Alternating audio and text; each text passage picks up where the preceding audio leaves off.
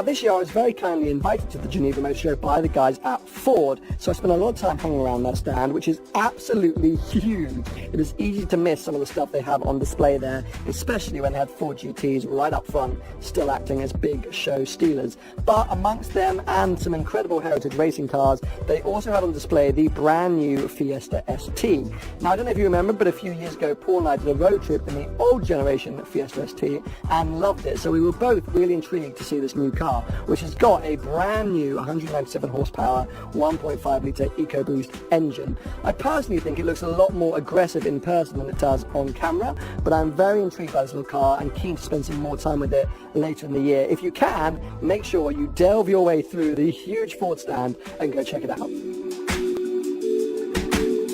Now, moving away from the Ford stand, we come onto a car which I really haven't stopped talking about since I left Geneva. I'm obsessed with this little thing, and I cannot tell you why, but it is the Brabus Ultimate 125 smart car. I just think it is so much fun. I mean, in terms of stats, there's not really much to tell you. It's a smart car, puts out 123 horsepower, does 0 to 60 in about 9.2 seconds, but it's turquoise, and it's got amazing rims, and it's got 3 exhaust pipes, and I just absolutely love it. I don't think really there's any point in having a car like this in the world.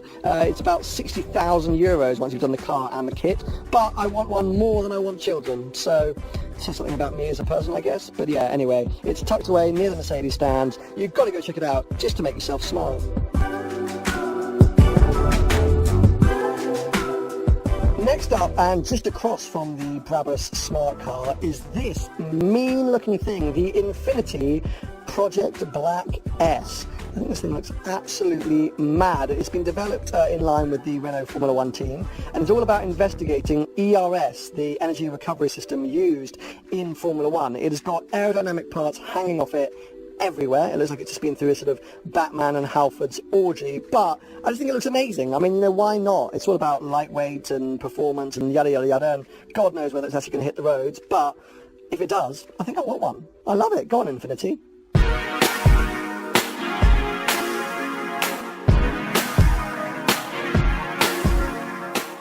Now, I freely admit I can be a bit of a snob at these car shows, and can probably be a bit of a snob in general, but let's come back to that. So I was pleasantly surprised, if not bloody amazed, when I headed over to the Tata Motors stand and found their Tamo Racemo concept car. This thing I thought was so cool, as I say, just massively unexpected, and it was my own naivety for not heading over there and expecting to see something cool from Tata, but this is their first foray into a sort of sports car, their reputation obviously being affordable cars in India. And whilst this is a concept car, they are planning to bring it to production in 2017, 2018, and it just looks mad. It looks like something out of a Gran Turismo game. The doors, the interior, some of the angles. I struggled to look at all the different data for it, but still found it pretty amazing to see this thing up close and personal at the Tata stand.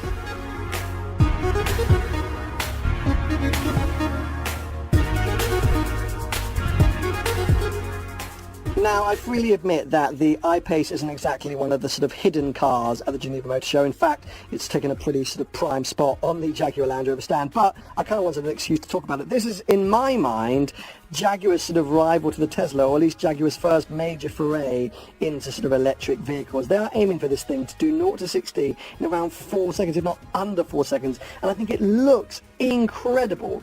If this is the future of EV, then I don't think I'm that against it anymore. Next up, we have a new Bath. This is the 595 Pista. I really only included it on this list so I could say Pista. Only joking. This is a new version of the 595 Bath. It keeps the 158 horsepower 1.4 litre engine. However, it gets some drilled front and rear brake discs. It gets sort of tricked out rear suspension from Koni. You get quad exhaust pipes and then sort of uprated racing interior. It's not a sort of full bore 695 race car, but it is a sort of another sporty version of the 595. I really like the new Series 4 shape, and this car looked particularly cool in red, and as I say, it's just fun to say. The 595 Pista.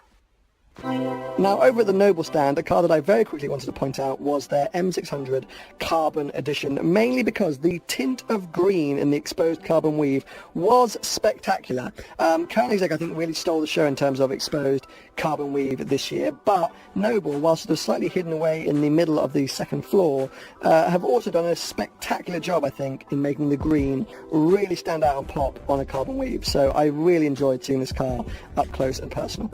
Now, I managed to walk past this car a number of times without actually realising what it was. At first, I thought it was just a very nice Porsche Cayman GT4 on display before I realised it was actually a Tech-Art 718 Cayman, which looks nearly identical to sort of a GT4, and I kind of loved that. They've done an incredible job, I think, in terms of the aerodynamics, making it look factory or OEM in terms of its upgrades. Now, of course, it being Tech-Art, they've also attacked the performance, and the car is running about 50 horsepower more than the standard car, increased top speed, probably increased torque as well. But I just think, as I say, a very clever job of making a 718 look mightily like the previous generation GT4. Very cool looking car, great colour, and I think makes the 718 a little bit more attractive because I haven't been a major fan of the new era turboed Cayman. And finally, we come to the Lamborghini stand. Now, obviously, the Huracan Performante is stealing a lot of attention at this year's show. It's got to be sort of one of the top 3 or 5 cars on display in the entire Geneva Motor Show. However, tucked away quietly behind it is the new Huracan rear-wheel drive Spider. This car was kind of launched without much fanfare, I believe, in America towards the end of last year. And it was just sort of dumped, to say, on the back of the stage in a fantastic spec, in my opinion, the sort of satin silver colour opposite an Aventador S. But I really didn't realise that it was a rear-wheel drive variant until I got much closer to it. So I wanted to make sure I pointed it out for you guys, just in case you made the same mistake as me. And that really kind of wraps up my overview of some of the cars that you may miss or may have missed at this year's Geneva Motor Show. So much to see, so much on display. I know there's been a ton of content from the show, but I wanted to do one more video kind of highlighting some of my secret favourite cars. I hope you guys have enjoyed it. Give it a thumbs up if you have, and make sure you subscribe for plenty more